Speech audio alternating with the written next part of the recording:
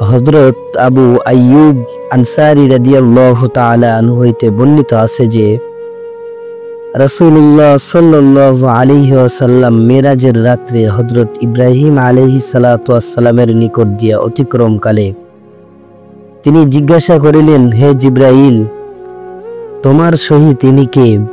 জিবরাইল আলাইহিস সালাতু ওয়াস সালাম আরজ করিলেন, মুহাম্মদ সাল্লাল্লাহু আলাইহি ওয়াসাল্লাম।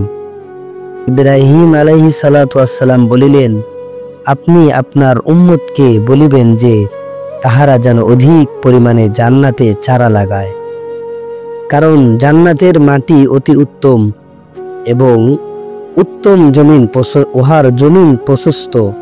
জিজ্ঞাসা করিলেন, জান্নাতের চারা কি? ইরশাদ করিলেন, লা হাওলা ওয়ালা কুওয়াতা ইল্লা বিল্লাহ, অর্থাৎ এই কালিমা পড়লে জান্নাতের মধ্যে একটি করে, যেই ব্যক্তি পড়বে তার জন্য জান্নাতের মধ্যে একটি করে চারা লাগানো হবে, একটি করে গাছ লাগানো হবে। এই জন্য আমাদের উচিত বেশি বেশি লা হাওলা ওয়ালা কুওয়াতা ইল্লা বিল্লাহ পড়া।